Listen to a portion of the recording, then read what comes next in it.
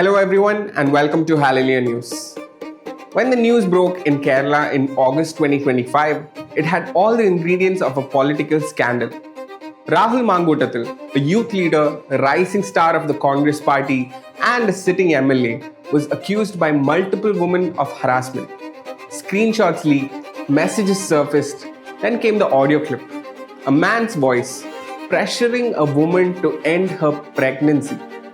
Within days, he resigned as State Youth Congress President. The party suspended him. And then, silence. The headlines moved on, as they usually do. But the silence around the story isn't just about one politician. It points to something far larger. Something that sits just below the surface of modern life. Abortions. Let's get into it. It is the single greatest cause of human death in our time, and yet the one topic almost nobody in public life dares to speak about. Let's start with the numbers. The World Health Organization estimates that 73 million abortions happen every year worldwide. That's more people than the population of Tamil Nadu gone every single year. Since the year 2000, that's over 1.6 billion unborn children. For perspective, that is more deaths than World War I, World War II, the Holocaust, all 20th century famines, and every pandemic of the last 100 years combined. By comparison, heart disease kills 18 million per year, cancer 10 million, wars usually less than a million a year, and yet abortion is treated as if it doesn't exist on the charts of death. Now bring it home to India. A peer-reviewed study published in the Lancet Global Health in 2017 estimated that in 2015, India recorded 15.6 million abortions. That's a rate of 47 abortions for every 1,000 women. By 2019, that figure rose to 16.6 million abortions per year. Put simply, every single year in India, the number of children aborted is equal to the entire population of Kerala. And Kerala itself? The state's own health management information system shows a steep climb.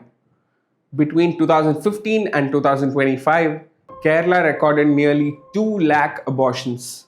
In 23-24 alone, 30,037 were reported, a 76% increase over less than a decade. And even those figures don't tell the full story, mostly because medical abortions with pills go completely unreported. Why does nobody talk about this? Wars dominate headlines, pandemics consume endless debate. But abortion, the single most widespread cause of death on the planet, remains hidden. It's treated as a private matter, a choice. Something between a woman and her doctor, something the rest of us don't dare question. The silence is cultural, it's political, and it's spiritual. But history reminds us that abortion is not new, nor is the killing of children. Across civilizations, the sacrifice of children has always been linked to power, pleasure, and prosperity. In ancient Canaan, children were burned alive to appease the god Moloch.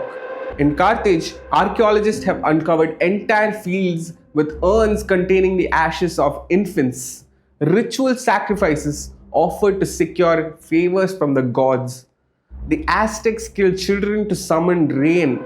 The Incas drugged and left children to freeze on mountaintops as offerings. Even in parts of India, infanticide and ritual sacrifice were documented well into the colonial era. Always the same logic.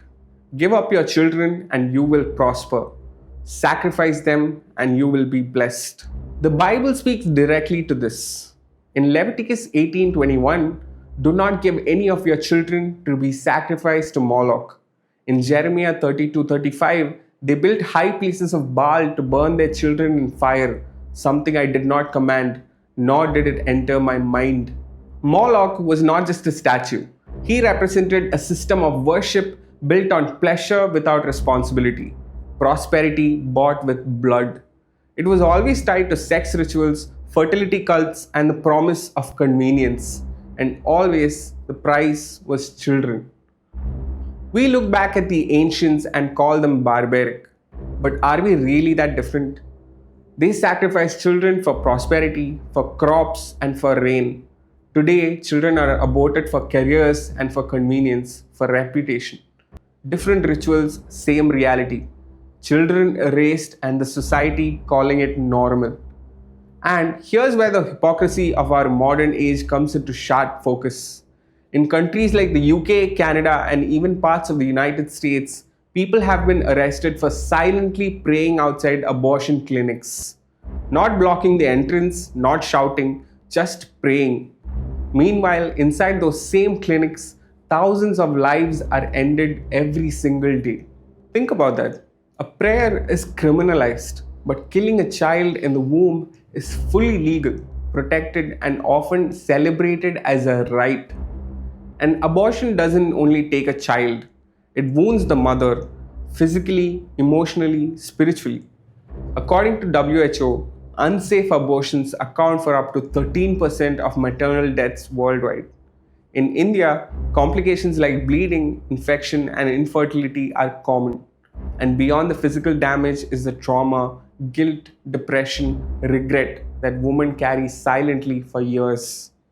Abortion is marketed as freedom, but for many women, it becomes a lifelong chain. The demographic consequences are also real. India's fertility rate is collapsing. Kerala's is already far below replacement level. Abortions only accelerate the decline. And although sex-selective abortion is illegal, it continues. One reason India today has only 943 girls for every 1,000 boys. A gender imbalance that will shape marriages, crime, and social life for decades to come. For Christians, the truth is unmistakable. In John 10:10, Jesus said, "The thief comes only to steal, kill, and destroy." Abortion is theft, it steals futures. It is killing the most innocent of all, and it is destruction of families, of women, of men, of nations. Moloch has not disappeared. He has simply changed form. The altars are no longer of stone and fire. They are clinics, they are pills. They are the silence of a society that refuses to call it what it is. So, what has to change? Leaders must be held accountable. No man should ever be allowed to pressure a woman into ending a life. Families must stand by their daughters, not shame them.